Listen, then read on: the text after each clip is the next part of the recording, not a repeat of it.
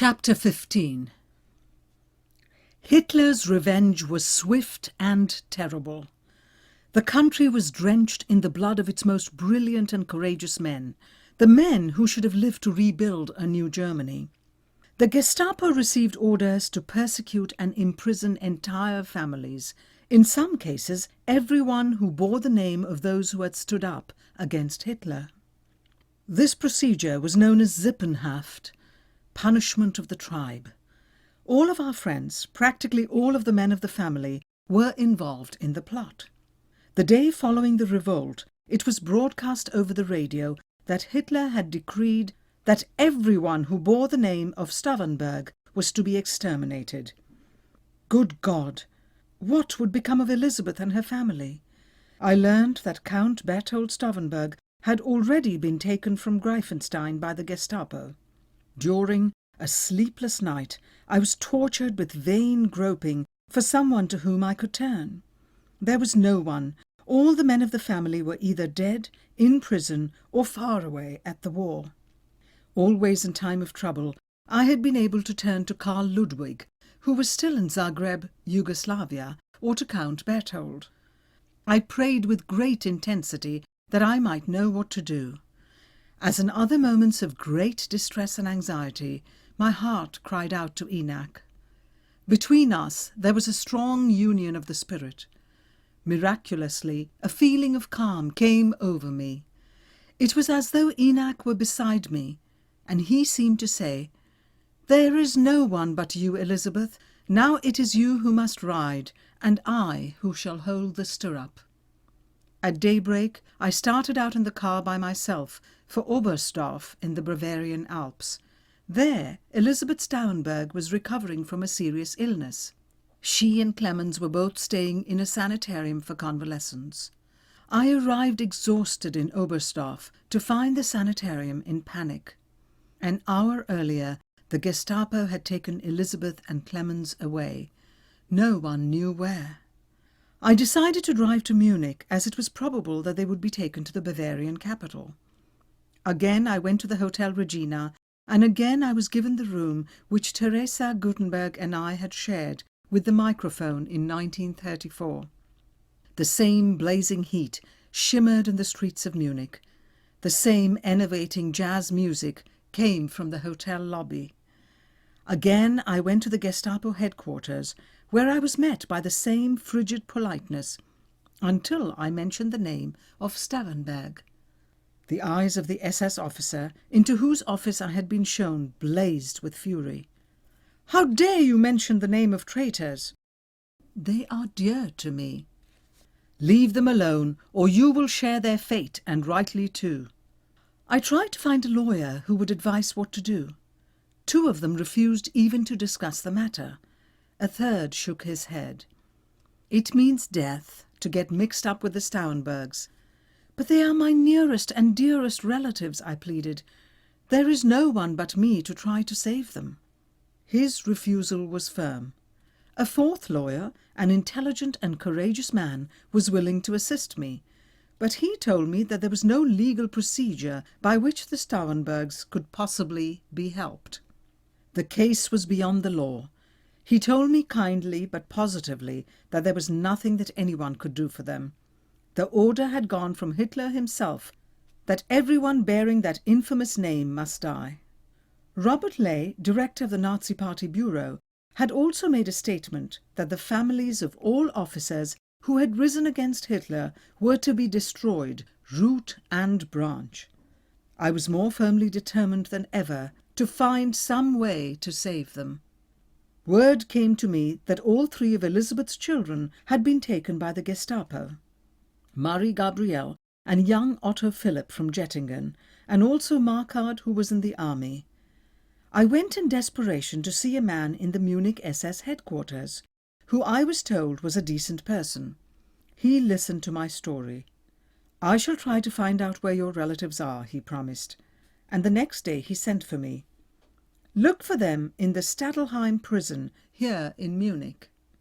I hurried to the suburbs of Munich and found on duty at the prison some old-time civil guards.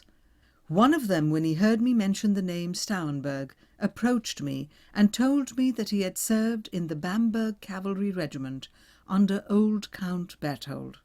He offered to see what could be done for me. He led me into a small waiting room and disappeared. The minutes dragged into half an hour before the guard returned, and with him was Clemens. He looked desperately ill, more dead than alive, but he was far more composed than I was. Clemens had to remain on one side of a barred wooden gate which divided the room, but we kissed each other through the bars. "Oh, Clemens, dear, how sick you look." "I haven't had any sleep since I've been here." "Is Elizabeth alive?" he asked anxiously. "I'm told that she is in this same prison, and as soon as I'm positive, I shall find some way to let you know." The good guard allowed us to speak for only a few minutes. It seemed almost at once that Clemens was led back to his cell. His heart condition was serious. There were beads of perspiration pouring from his pale face, and he dragged his swollen feet. I doubted if he would live to see the light of another day. I implored my friend the guard to take me to the women's department of the prison. Finally, my pleading touched his heart, and he led me through a labyrinth of corridors to another small parlour. After some time, he returned with my sister-in-law. She greeted me with Enac's warm smile on her lips, even in prison, and at a moment such as this, she was composed and radiated her indefinable charm. "Where are Clemens and the children?" she asked immediately. "Up to now I've not been able to find out anything about the children, but Clemens is in this prison. I've just come from seeing him. He looks very, very ill. Oh, if only I could be with him. I know how desperately he needs me." We had only a moment together. I told Elizabeth that I had first gone to Oberstdorf. The guard was waiting nervously, anxious to take Elizabeth back before we were discovered. We parted with swimming eyes, but my heart was comforted. At last, these dear ones were alive. I went directly to the helpful man in the Gestapo headquarters, a simple sort of person who would, in other days, undoubtedly have been an employee in the criminal police. I was never able to find a motive for his courageous help, other than a kind heart. Later, when I had seen him several times, I tried to talk to him about the terrible atrocities which were being committed by the Nazis in the concentration camps and prisons. It seemed incredible, but he actually believed that all of the atrocity stories were only anti-Nazi propaganda. He positively did not believe them. Now I told him about the pitiful physical condition in which I had found Clemens Stauffenberg. "In the name of God," I pleaded, "don't kill that poor man with the ailing heart. You must know that he had nothing to do with the plot." "Of course I know," he admitted, "but there is an order from the Führer himself, every member of the Stauffenberg family." "Have mercy," I implored. "At least turn him over to the prison doctor and allow him to see his wife." The man took the telephone and gave instructions to the Stadelheim prison officials to allow Clemens Stauffenberg to see the prison doctor. I was weeping with gratitude. I had, at last, gained that victory. Now I was determined to continue to play my luck. "Dear Commissary, help me find the Stauffenberg's children." To my surprise, he said that he would. And to my utter astonishment, the following day the man came to my hotel. "The girl is in the women's prison in Augsburg. The 16-year-old boy is in an Augsburg jail." "Thank heaven they're alive. And the other son who is in the army?" He shook his head. "Perhaps in Augsburg too, but first try the Gestapo prison in the Wittelsbach Palace." I thanked him with all my heart and set out, as he suggested, for the Wittelsbach Palace. In the courtyard there were a dozen or more half-naked prisoners who were moving some heavy stones. I was about to question an SS guard when I recognized Markart Stauffenberg among the prisoners. As I hurried toward him, he looked up and saw me. "Oh, Aunt Elizabeth," he cried, "are the others alive?" "Your father and mother are in Stadelheim.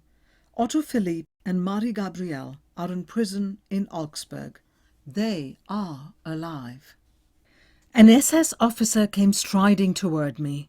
"How dare you speak to prisoners?" I pretended to be very contrite. "Excuse me, it was such an unexpected shock to see my nephew that I forgot the regulations. It is strictly forbidden to speak to prisoners." I wondered what he would do with me. It was quite unintentional. He stared at me sharply. I must have looked convincingly sorry, for he said, "All right, I have seen nothing." Then he turned on his heel and strode away. I almost ran in the opposite direction. Now my heart was filled with hope. Next, I went to find the priest who was still permitted to go into the civilian prisons. At last I found him and gave him the information about the children to be carried to Elizabeth and Clemens. My friend in the SS headquarters sent word to me that the Stauffenbergs were to be moved within a few days, and suggested that I try to get some food and clothing to them. He did not know where they were being sent, but he did know that Elizabeth and Clemens were to be together. Weeks had passed since the beginning of the frightful purge, and it was already the 1st of September. It was impossible to get any accurate information, because the Nazis did not wish to have the wide extent of the revolutionary plot known. Not a word had been received from Karl Ludwig, but there was a rumour that he had been taken by the Gestapo from Yugoslavia to Berlin. Teresa Gutenberg was in the Salzburg with her 3 children. When no word came from Karl Ludwig, we decided to go to Berlin together. 10 years before, Teresa had been my loyal and devoted companion in the days when my husband was imprisoned. Now I could repay her for all that she had done for me. Travel was frightful. The air raids had left very little in the way of trains. Thousands of them had been destroyed. There were never enough cars to accommodate the restless crowds. Cars were without windows, and in such deplorable condition that it was a miracle they even stayed on the track. On these trains it was only rarely possible to enter by a door. There was a frantic rush to get on board, and one was fortunate to be able to climb in through a window. On this trip to Berlin, we were helped through a window by a friendly person who must have seen, by our anxious faces, the serious urgency of our journey. We were lucky even to get on the train, and glad to stand all the way to Berlin in the jammed corridor. We arrived in Berlin exhausted, to find a bewildering amount of destruction. The city had been under constant night air raids, and it was very difficult to find a place to stay. We searched everywhere, and at last succeeded in getting a room where we least expected to find one, in the Adlon Hotel. At once we went to the Supreme Gestapo headquarters in the Prinz Albrecht Strasse. This was the headquarters of the Gestapo for the entire Reich. The very name Prinz Albrecht Strasse was enough to strike terror into the bravest heart. It was here that many of the terrible justice murders and political exterminations took place.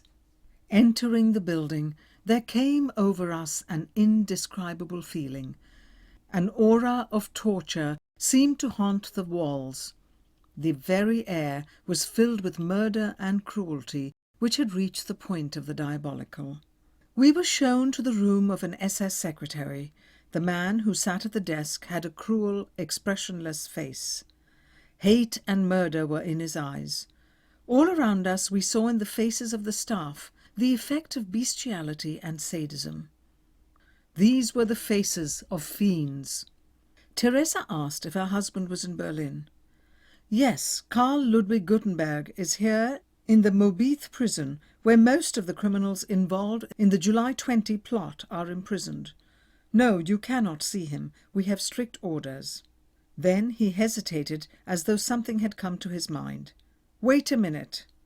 He left us, and we heard a muffled, lengthy telephone conversation before he returned. Karl Ludwig Gutenberg will soon be up for trial. My chief says that you may see him. This, we knew, was no burst of kindness. The room into which we were taken was, without doubt, bristling with microphones. The Gestapo hoped that by a careless word or name we might divulge some valuable information. The tight web of Nazi espionage reached out with strangling tentacles like an octopus. Prisoners had been played recordings of their own voices, telephone conversations, dinner table discussions, taken on microphones when they did not have the slightest reason to believe that they were under suspicion. The Mobith prison in the Leiterstrasse and the Gestapo prison in the Prince Albrechtstrasse were filled with our close friends and relatives, most of them kept in solitary confinement. Many of them would soon be dead.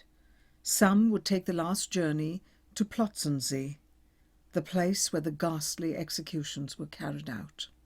They were hanged with the especially torturous methods of the SS. Motion pictures were made of the executions. And it is an insight into the diseased mind of Hitler that he would sit for hours watching them run over and over for his entertainment. The reason that many of the July 20 traitors had not been immediately executed was the hope of extracting from them, by means of torture, the names of thousands of courageous men who were involved in this plot to destroy Hitler. Prisoners were subjected to every type of torture. They were cross-examined by successive teams of interrogators over a period of many days, while powerful searchlights burned their eyes. Drugs were given to them to stimulate them for their night trials or to dull them into stupidity. Other tortures, too frightful to mention, were also inflicted. Some prisoners, unable to endure the agony, broke down and confessed to anything which would enable them to escape further suffering. They implicated persons who had not, up until then, even been suspected. We were taken to another building where Teresa and I were left alone for an hour. As we sat in tense silence, time stretched out like a dark nightmare. At last Karl Ludwig was brought in by 2 SS guards. He looked pale and drawn. He stared at us. He could not at first believe his eyes. Our visit was brief. Teresa and Karl Ludwig spoke about their children. We talked about Elizabeth and Clemens and their children. We were tense and cautious. The guards soon came to take Karl Ludwig away. He stopped a moment in the door to smile and wave his hand. Each day that Teresa and I were in Berlin, we took food to the prison for Karl Ludwig, as it was allowed, though only God knows if he ever saw any of it. Our next task was to try to find out something about the fate of the Stauffenbergs. We went to see the Bishop of Berlin, Count von Preysing, who was the spiritual father of all our prisoners. He risked his life daily trying to help them. "I can give you no information about the Stauffenbergs," he told us, "but I shall do what I can for Karl Ludwig. I shall send him food for both body and soul. There is a wonderful woman who works for me. Being an officially recognized social worker, she is able to carry the Blessed Sacrament to the prisoners, hidden under her coat. The host is then turned over to a reliable guard, who in turn takes it to the prisoners. We bless the courageous woman who risked her life each day to take this spiritual consolation to the prisoners." After visiting Bishop von Preysing, I again went to the Prince Albrechtstrasse. This time I spoke to a high-ranking SS officer. It was vital that I find out something about the Stauffenbergs. Again I met the same frigid, inscrutable stare. "There is no information." "Are they alive?" I pleaded. "They are alive." For my own peace of mind I had to believe him. In the midst of my search, some important letters required my immediate attention in Gutenberg. When I reached home, there was a letter waiting for me from our neighbour Baron Leschenfeld, who was Karl Theodor's commanding officer at the Normandy front. It was dated early in September 1944. "Dear Elizabeth, there is news which I must give you concerning Karl Theodor. He has been missing now for some days. We have great hope that he has been captured by the British. As soon as I know more, I shall write. Rudy."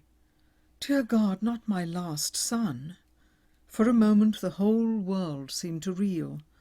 All the small annoyances of lack of food or transportation or clothing, the 1,001 discomforts and fears of daily life, were ripples compared to the angry sea which had suddenly risen to beat against the very foundation rock of Gutenberg. I went to the chapel until I could regain some semblance of composure, for I had to tell Karl Theodor's young wife. It was amazing how courageously Rose Sophie received the blow. The quiet dignity of her bearing made me love her more dearly. Now we both suffered and waited day after day for news. I could hardly bear the waiting, so the pressing necessity of returning for the sake of Karl Ludwig and the Stauffenbergs to Berlin was in a way a blessing. On this journey I was more fortunate than usual. For 5 hours I had a seat on the hand basin in a lavatory. The first news which I heard in Berlin was that Klaus Stauffenberg's brother, young Berthold, had been hanged. But Berthold's twin, Alexander, was still a prisoner in the Lehrterstrasse.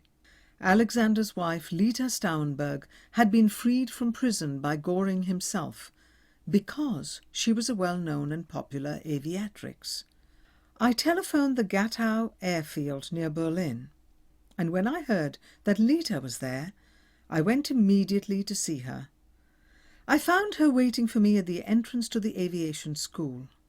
Lita was as slim as a boy. She had a fine, sensitive face, and the sun shone on her lovely red-gold hair. There were high aviator boots on her feet, and a leather jacket thrown over her shoulders. She had a gun in her hand, and I looked in astonishment at 2 dead rabbits fastened to her belt. "Excuse my appearance, Elizabeth, but in my spare time I shoot rabbits in the airfield park. They make good eating for our prisoners.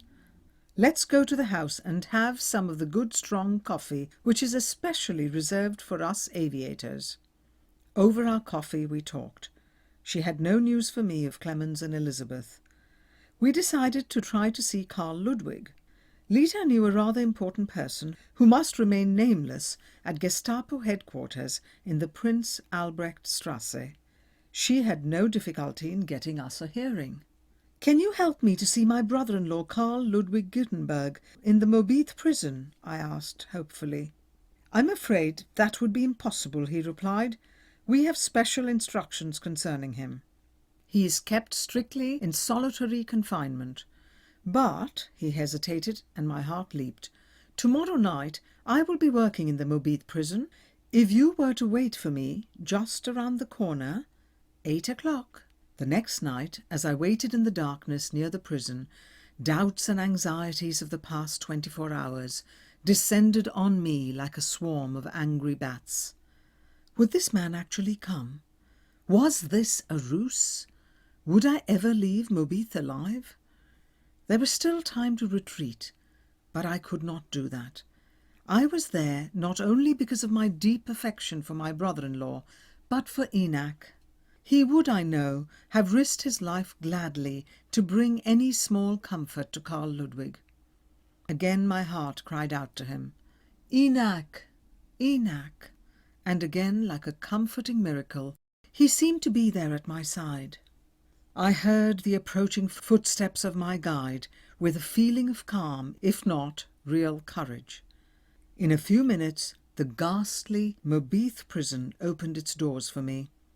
Every inch of its bare interior seemed to be so brilliantly lighted that there was not the remotest possibility that anyone could hide or escape. Our footsteps resounded against the bare walls of the corridors, and on the iron stairs as I moved swiftly along at the side of my guide. Everywhere SS guards stood like iron statues. The air was heavy with murder. One could almost smell the rivers of blood which had been shed in that prison. I was shown into a small dark room, and my guide disappeared.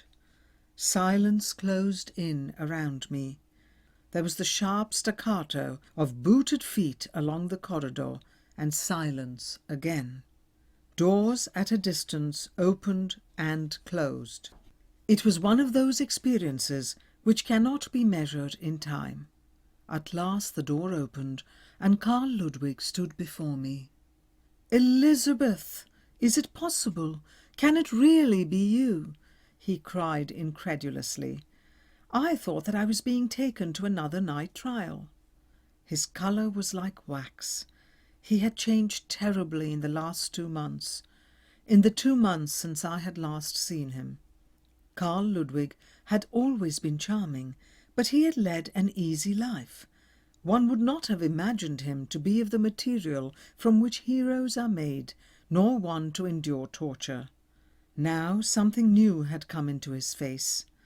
A serenity, a detachment, a resignation which was not abandonment to his fate, but rather a deep spiritual strength, strength which I was now sure would see him through whatever lay ahead.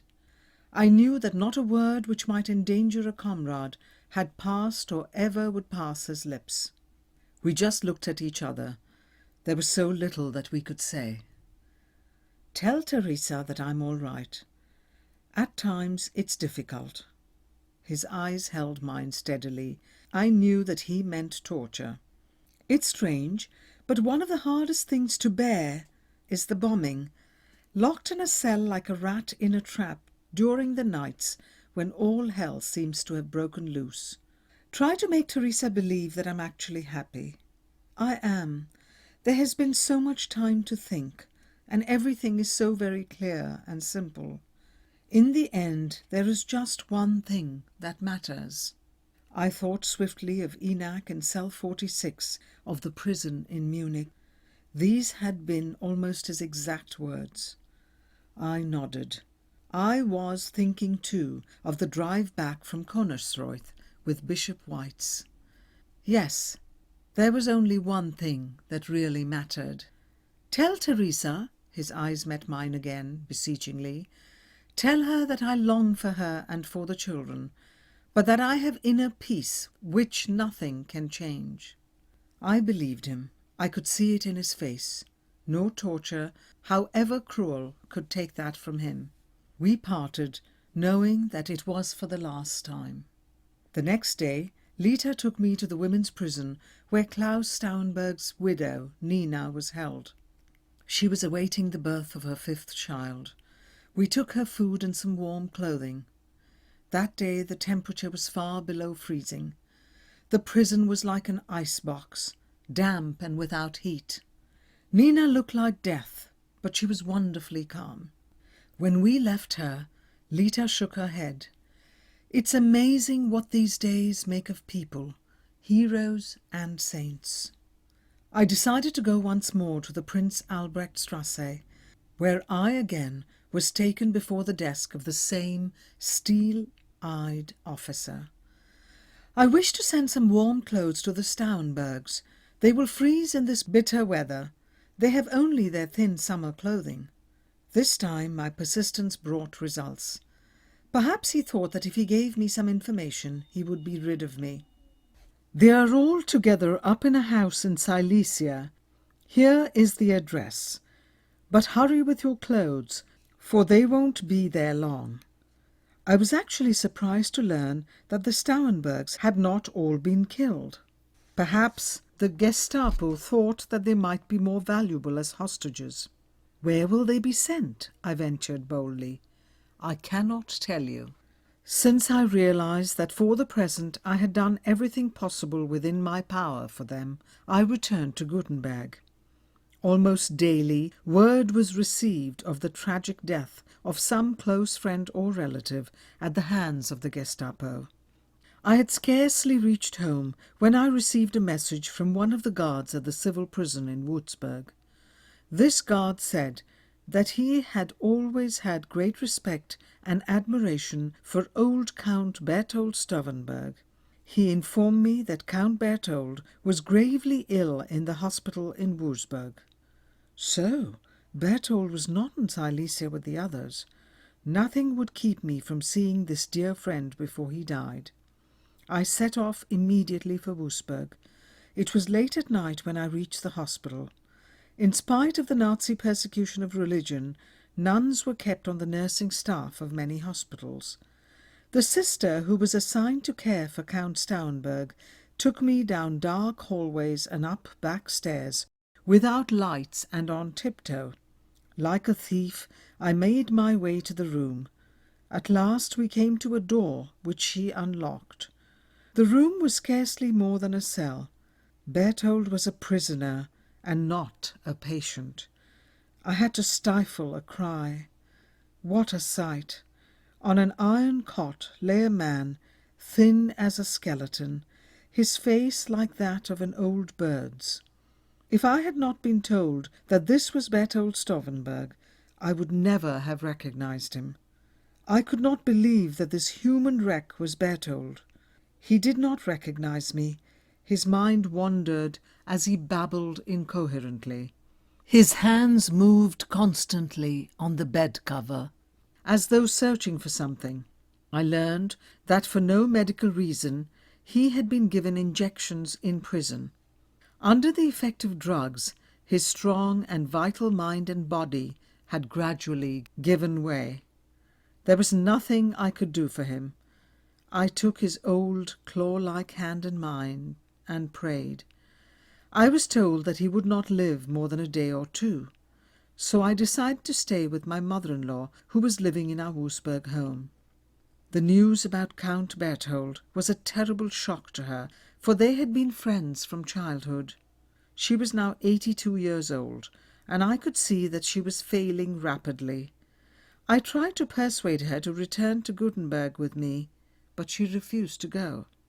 The end came swiftly for Berthold Stauffenberg on November the 9th, 1944.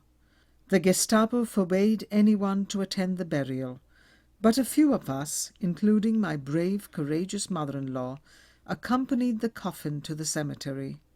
There at the graveside, to our astonishment and joy, stood the Bishop of Würzburg in full vestments. He also had defied Gestapo orders.